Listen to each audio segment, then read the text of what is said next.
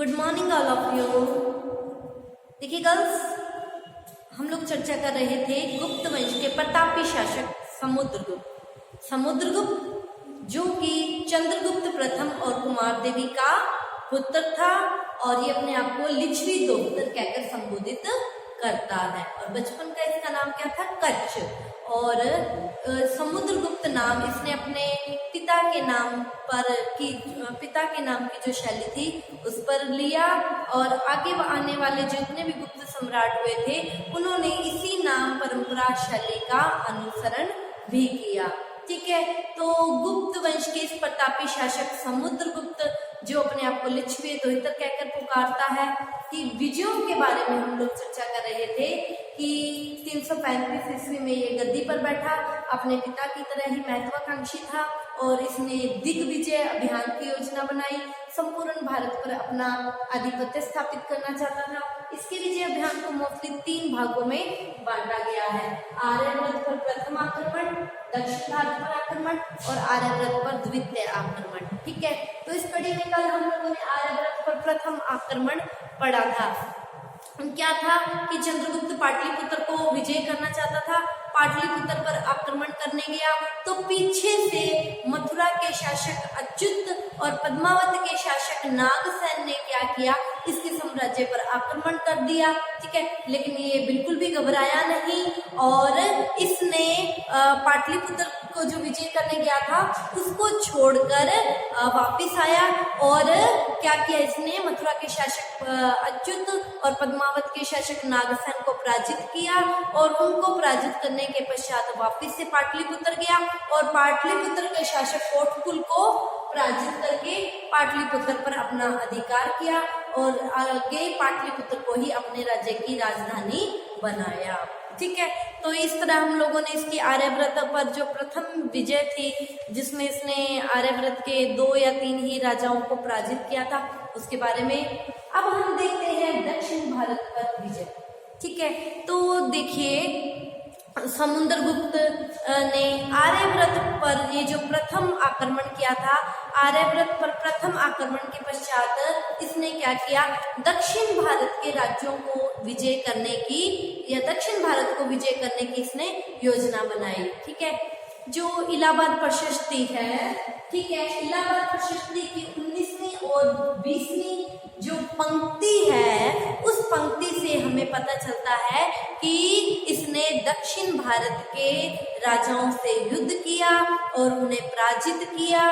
ठीक है, अतः समुद्रगुप्त की ये जो दक्षिण भारत की विजय थी ये निसंदेह, इसमें कोई संदेह नहीं है कि इसकी एक महान उपलब्धि थी, इसकी एक महान सफलता थी। ठीक है, तो देखो इसने क्या किया दक्षिण भारत के राजाओं के साथ, इसने क्या किया, दक्षिण भारत के राजाओं को पराजित किया। ठीक है, और पराजित करने के पश्चात उन्हें अपनी अधीनता में लाया और अपने अधीन लाने के पश्चात उनका साम्राज्य उन्हें वापस लौटा दिया। ठीक है, उन्हें आक्रमण किया, उन्हें पराजित कर दिया। ठीक है, और पराजित करके वो अब क्या हो गए, समुद्रगुप्त के वो अधीन हो गए, गुलाम हो गए। लेकिन इसने क्या किया, समुद्रगुप्त ने उनका साम्राज्य उन्हें लौटा दिया और क्या कहा कि तुम रहोगे तो मेरे ही अधीन। ठीक है, और तुम यहाँ मतलब मैं किसी और को भी तो यहाँ पे गवर्नर अपना जनरल बना के गद्दी संभलवाता, अपने प्रतिनिधि के रूप में बिठाता है, अतः तुम मेरे प्रतिनिधि मेरी अधीनता में शासन करोगे और मुझे भेंट उपहार या कर देते रहोगे। ठीक है, अतः समुद्रगुप्त दक्षिण भारत के राज्यों से केवल भेंट, राजस्व और कर लेकर ही संतुष्ट हो गया। ठीक है, और उसने उन्हें उनका राज्य लौटा दिया। ठीक है, देखिए क्यों लुटाया उसने दक्षिण भारत के राज्यों को, उनका राज्य जीतने के बाद उनका राज्य उन्हीं को दे देना बहुत बड़ी बात होती है। देखिए क्या था कि समुद्रगुप्त एक बहुत चतुर राजनीतिज्ञ था। ठीक है, उसको पता था कि उस समय देखिए यातायात के साधनों का अभाव था, तो यातायात के साधनों के अभाव होने पर पाटलिपुत्र, इतनी दूर से पाटलिपुत्र थी इसकी राजधानी राज्य की समुद्रगुप्त के, तो पाटलिपुत्र से दक्षिण के राज्यों का शासन चलाना, ठीक है, और वहां दक्षिण में शांति और व्यवस्था बनाए रखना समुद्रगुप्त के लिए क्या था, एक बहुत ही कठिन कार्य था। ठीक है, तो इस कठिन कार्य को सरल करने के लिए समुद्रगुप्त ने अपनी बुद्धिमत्ता का परिचय दिया और जो राजनीतिक नीति अपनाई उनका राज्य उन्हें लौटाने की। ठीक है, इसे कौन सी नीति कहा गया, धर्म विजय की नीति कहा गया।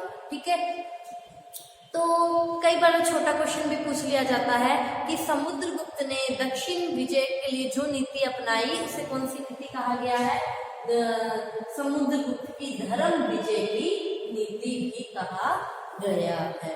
ठीक है, तो समुद्रगुप्त ने दक्षिण भारत के राज्यों को पराजित कर दिया, एक एक करके दक्षिण भारत के राज्यों को पराजित कर दिया, जिसमें कौशल के महेंद्र, कौशल के मंटराज, ठीक है, और ये प्रमुख राजा थे। ठीक है, इनको एक एक करके पराजित कर लिया, इनको अपने अधीन ले आया। ठीक है, तो इस अधीनता के पश्चात क्या हुआ, ये दक्षिण के भारत के समस्त राजा स्वतंत्र थे, इनको ये एक एक करके अपने अधीन ले आया। ठीक है, अब क्या हुआ कि दक्षिण के जो राज्य थे, 12 राज्यों का ये जो संघ था, ठीक है, 12 राज्यों ने अपना एक संघ बना, दक्षिण के राज्यों ने क्या किया, अपना एक संघ बना लिया। दक्षिण के 12 राज्य जो पराजित हो गए थे, इसमें 2 राजाओं को छोड़कर, कौशल और महाकांदर के राजाओं को छोड़कर बाकी के राजाओं ने अपना एक संघ बना लिया, इकट्ठे हो गए। किसके खिलाफ, समुद्रगुप्त के खिलाफ ये सारे क्या हो गए, इकट्ठे हो गए। ठीक है, तो ये जो संघ बना था, इस संघ के 2 मुखिया थे। तो इस संघ के 2 मुखिया कौन थे, मंटराज और विष्णुगोप। दक्षिण भारत के राज्यों का ये जो संघ बना था, जिसमें कौशल और महाकांदर को छोड़ दीजिए, इनके ये क्या थे, मुखिया थे। इन्होंने समुद्रगुप्त के खिलाफ एक संघ बना लिया। ठीक है, तो क्या हो गया, और इन्होंने क्या करना शुरू कर दिया, समुद्रगुप्त का विरोध करना शुरू कर दिया। ठीक है, तो समुद्रगुप्त ने क्या किया, दक्षिण भारत के जो राज्यों का ये जो संघ बना हुआ था, इसके साथ क्या किया, युद्ध किया। ठीक है, तो दक्षिण के राज्यों के संघ के साथ ये जो समुद्रगुप्त का युद्ध हुआ था, इसमें इसने क्या किया, दक्षिण भारत के राजाओं के संघ को पराजित कर दिया। ठीक है, इस युद्ध को कौन सा युद्ध कहा जाता है, कुल्लम का युद्ध कहा जाता है। ठीक है, और ये युद्ध कब हुआ था, 345 और 346 में हुआ था। ठीक है, तो दक्षिण के राजाओं को हराने के पश्चात समुद्रगुप्त खानदेश और महाराष्ट्र को विजय करता हुआ वापस लौटा, और इसका ये जो दक्षिण भारत का अभियान था, इसमें समुद्रगुप्त को 2 से 3 वर्ष लग गए थे।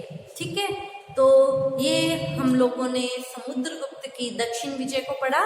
फिर से बताती हूँ, दक्षिण भारत के प्रति जो नीति अपनाई, धर्म विजय की नीति, मतलब उनको एक एक करके पराजित करके उन्हें अपनी अधीनता में लाकर उनका राज्य उन्हीं को ही लौटा दिया, और उनसे वार्षिक भेंट और कर लेकर ही संतुष्ट हो गया।